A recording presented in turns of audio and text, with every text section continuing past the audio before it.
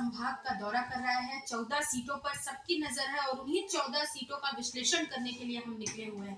बैकुंठपुर पहुंच चुके हैं। बैकुंठपुर में प्रत्याशी कौन है, कितने वोटों से किसकी जीत निर्भर करती है, कौन कौन से पार्टी है जिन्होंने अपने उम्मीदवार उतारे हुए हैं, इन तमाम सवालों के जवाब खोजने के लिए हम निकले हुए थे। लेकिन इस समय हमारे साथ में भारतीय जनता पार्टी से भी जुड़े हुए हैं, पेशे से डॉक्टर हैं, डॉक्टर राकेश शर्मा जी हैं, मेडिकल एसोसिएशन से भी इनका ताल्लुक है। इनसे जानने की कोशिश करेंगे कि आखिर बैकुंठपुर में क्या स्थिति आपको समझ में आ रही है। एक तरफ अंबिका सिंह देव जो कि कांग्रेस पार्टी से दावेदारी कर रही हैं, दूसरी तरफ पूर्व मंत्री, 3 बार उन्होंने मंत्री पद का कार्यभार संभाला, 5 बार वो चुनाव लड़ चुके हैं, भैयालाल राजवाड़े जी।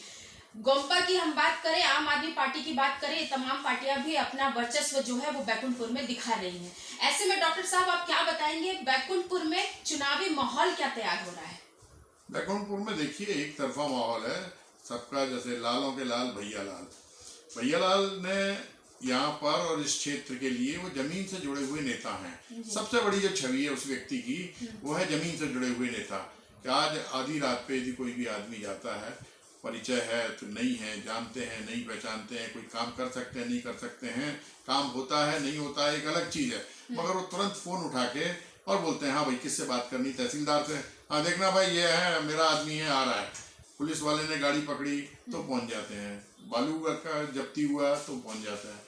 उनका वो आदमी का एक काम है जो एक नेता का काम होता है कि उस आदमी के पास में कोई भी आदमी आज तक निराश होके नहीं आया कि भैयालाल के पास में गया हो और भैयालाल ने फोन न किया हो। काम होना नहीं होना उसकी किस्मत है, मगर जहाँ तक है कि भैयालाल इस मामले में चाहे चिकित्सा के क्षेत्र में हो कि कोई डॉक्टर है हॉस्पिटल में, कौन ड्यूटी में है क्या है, बोलो भाई देखिए मैं आ रहा हूँ, वो रात को पहुँच जाएंगे, बैठे रहेंगे। डिलीवरी केस है, डिलीवरी में उनको करना कुछ नहीं है, मगर फिर भी वो बाहर बैठ जाएंगे। हाँ भाई जब उसकी डिलीवरी अंदर से खबर आ जाएगी कि बच्चा हो गया, उसके बाद में उठ के आते हैं। तो ये होता है उनके साथ में, और ऐसा एक नेता को होना भी चाहिए कि जैसे मान लीजिए वो महीने 2 महीने में आते हैं तब यहाँ पे ऐसा होता है, और जब यहाँ रुकते हैं 2-4 दिन उसी समय में वाकया हुआ, मगर एक जो किस्सा इनके साथ हो जाता है, अगर भाई वो डिलीवरी के टाइम बैठे रहे और उसने डिलीवरी करवाई तो वो पूरे क्षेत्र में उस आदमी की प्रसिद्धि पैदा कर देता है। तो ये एक उस नेता में बड़ी खासियत है। सर 14 विधानसभाओं को कैसे देख रहे हैं, क्योंकि बीजेपी जो है वो कहती है कि 12 सीटें हमारी आ रही हैं, बाबा साहब कहते हैं 11 तो हमारी ही आ रही हैं। तो ये जो 11-12 का जो समीकरण बैठ रहा है कांग्रेस भारतीय जनता पार्टी का, तो कैसे देख पा रहे हैं सर? देखिए मैडम, एक बात सीधी सी है कि जो व्यक्ति चुनाव में उतर रहा है पूरी तैयारी के साथ, पूरी दमखम के साथ उतर रहा है, और जब तक कि 3 दिसंबर नहीं आ जाता है तब तक तो सब कोई कहते हैं कि सरकार मेरी बन रही है। इवन गौड़वाना वाले भी कहते हैं जिन्होंने कि 50 सीटों पे भी कैंडिडेट नहीं उतारे होंगे, वो भी कहते हैं कि सरकार हमारी बन रही है।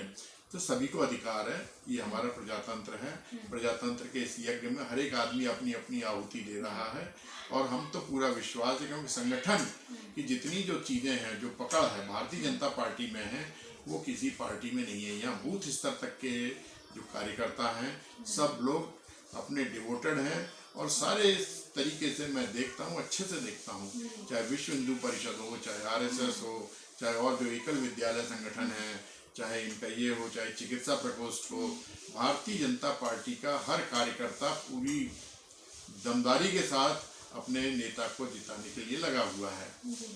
क्योंकि इस समय चुनावी माहौल चल रहा है, इसलिए मैंने शुरुआत चुनाव से की थी। मेडिकल पर आती हूँ सर, मेडिकल की भी अपनी अपनी इकाइयाँ होती हैं, अपने अपने संगठन होते हैं, आप भी चिकित्सा प्रकोष्ठ से जुड़े हुए हैं।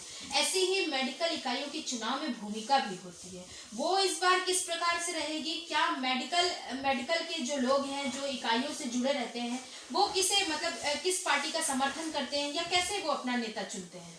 देखिए भारतीय जनता पार्टी के, चूंकि मैं चिकित्सा प्रकोष्ठ का जिला संयोजक हूँ, तो यहाँ के जितने भी चिकित्सा व्यवसाय से जुड़े हुए लोग हैं उनसे सभी के साथ में चर्चा होती है, जो हमारी समान विचारधारा के लोग हैं।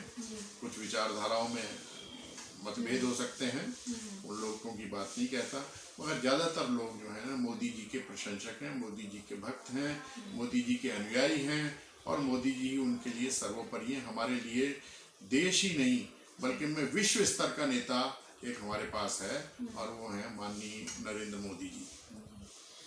आप कैंपेन भी चलाते हैं, जगह जगह आपके जो कैंपेन है वो चलते हैं, छोटी छोटी चीज़ें जो है लोगों को उपलब्ध कराने के लिए, या जो भी मेडिकल से रिलेटेड रहता है वो भी।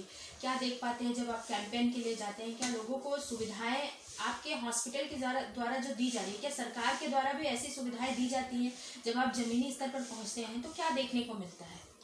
देखिए मैडम, इसके लिए मैं शुरू से ही, मैं जब से चिकित्सा इसमें आया हूँ, जी। तो मैं अपने स्तर पर पहले व्यक्तिगत स्तर पर करता था, आज भी। अभी तो अस्पताल मेरा बन गया है, तो अभी भी मैं यहाँ से अपनी एक टीम के साथ में अपने टेक्नीशियन को, सिस्टर को, इन लोगों को लेके जाता हूँ, और गांव में उसमें ब्लड शुगर है, ब्लड प्रेशर है, ये सब चीज़ें, और जो जांच करके जो उपलब्ध दवाइयाँ हमारे पास में होती हैं उनका परामर्श करते हैं, दवाइयों का वितरण भी करते हैं, और ये करते हैं। हमें कई बार इसमें ऐसा लगता है कि कुछ गाँवों में तो ब्लड प्रेशर है, या किस गांव में यूरिक एसिड भारी बढ़ा हुआ है, जो कि बिल्कुल ही नेग्लेक्टेड है। ठीक है, चिकित्सा सेवाएं हैं, चिकित्सा का व्यवसाय है, जो परामर्श केंद्र हैं, स्वास्थ्य केंद्र हैं, सामुदायिक स्वास्थ्य केंद्र हैं, जिला है, मगर उन सब के साथ में अभी एक जो मुख्य चीज़ की कमी, बहुत काम होना बाकी है। लोगों को यही नहीं पता रहता है। जैसे मैं एक छोटा सा उदाहरण देता हूँ, मैं कोरबी गांव में गया। कोरबी गांव में पुलिस थाने के सामने में एक आदिवासी का घर था, मैं वहाँ बैठा, वहाँ 40 मरीज मैंने देखे। उन 40 में से 38 मरीज शुरू से लिस्ट है मेरे पास, जिनका ब्लड प्रेशर 160, 170, 200, और उनको पता ही नहीं था कि उनको ब्लड प्रेशर है। बस बोलते थे साहब चक्कर लगता है, थोड़ा सा देख रहे हैं, blood pressure, blood pressure, blood pressure. तो ये एक परामर्श की बहुत ज़रूरत है आदिवासी इलाके में, खास तौर से। सेवा संस्थान खुलने से या अस्पताल खुलने से ये सब नहीं हो जाता। आज आवश्यकता है आपको सेवा भावी होने की, और जब तक सेवा भावी नहीं होंगे, हमारा उद्देश्य पूरा नहीं होगा। चुनाव अगर बात करें विधानसभा के तो समीप है, लेकिन लोकसभा के चुनाव की बात करें तो कुछ लोगों का कहना है कि आपका नाम भी तेजी से चल रहा है, कितनी सत्यता है? मैडम, मैं कार्यकर्ता हूँ, मेरी इच्छा है, यदि मुझे आदेश मिला तो मैं पूरी दमखम के साथ, पूरी अपनी ऊर्जा के साथ, पूरी निष्ठा के साथ प्रयास करूंगा। लोकसभा के लिए? जी, लोकसभा के लिए कोरबा सीट से। और उसका अभी मुझे विगत दिनों मेरे अस्पताल को 1 माह के लिए बंद कर दिया गया था। अच्छा। ये मुझे लगता है राजनीति से प्रेरित था। और उसके बाद में देखिए, दूध का दूध पानी का पानी हुआ। प्रशासन का आदेश था स्थानीय, वो उस प्रशासन के आदेश को राज्य स्तर पर पूरा पलट दिया गया, और मेरा अस्पताल फिर 1 माह बाद खुल गया है।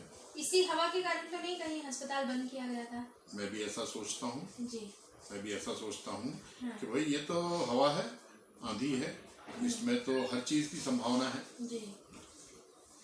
तो सही भी है, छत्तीसगढ़ संभावनाओं का गढ़ है, और डॉक्टर साहब भी यही बता रहे हैं कि यदि मौका मिलता है तो एक बार फिर से वो अपनी किस्मत जो है वो आजमाएंगे, और कोरबा लोकसभा से जो है दावेदारी भी बिल्कुल करेंगे। बने रहिए हिंदी खबर के साथ। निशा द्विवेदी, हिंदी खबर, बैकुंठपुर।